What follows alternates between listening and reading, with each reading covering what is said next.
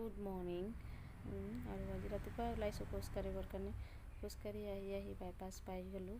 আৰু ইফালে এইখন হৈছে গাড়ী ডিলাৰ, মানে ছেকেণ্ড হেণ্ড গাড়ী ডিলাৰ হয়। আৰু আমি তালৈকে আহি পাই গ'লোঁ। আৰু এইফালে বৰষুণ দিছিলে, তো একদম বতৰ মানে একদম ডাৱৰীয়া হৈ আছে।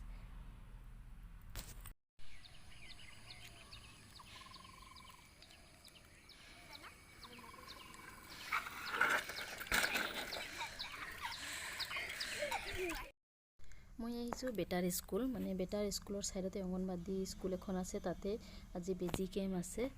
আৰু মই ইয়াত বেটাক লৈ আহিছোঁ স্কুলৰ পৰা। মানে বেটাক 10 বছৰ বেজিটো দিয়া হোৱা নাছিল, তাকে ভাবিছোঁ আজি দিয়াই দিম। আৰু এইফালে বেজি দিয়া হৈ গ'ল। আৰু বেজি দিওঁতে হাতখন টান কৰি দিলে, তো বিষাইছে কৈছে।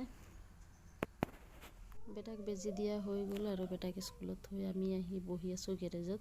কিন্তু 2টা বজাত ছুটি দিব, আৰু এতিয়া 1টা বাজিলে। সেইকাৰণে একেবাৰে লৈ মেলি যাম বুলি কৈছে। আৰু এইফালে বেটিক চক আইচক্ৰীম লাগে, আইচক্ৰীম আনি দিলে।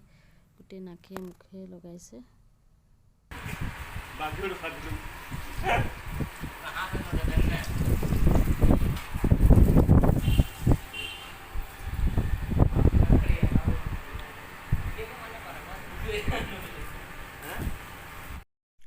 বেটাৰ স্কুল ছুটি হৈ গ'ল, আৰু আমি ওলাই আহিছোঁ এতিয়া ৰুমলৈ।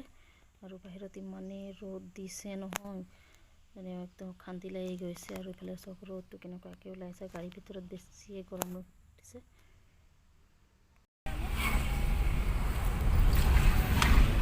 মোক দিয়া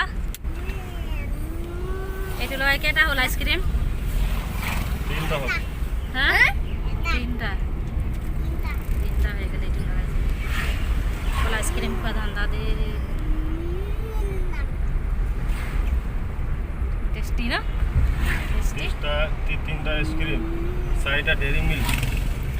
আহিলে ইয়াত খোৱা ধান্দা থাকে। আৰু এইফালে চক সাপ, একডাল সাপ ভিতৰত সোমাইছিলে আজি। অলপ হ'লে বেটি গছকি পালেহেঁতেন, মানে মই দেখি চিঞৰি দিলোঁ। সেইকাৰণে বেটা সেইকাৰণে বেটিক বাহিৰ বিচনাত উঠাই দিলে।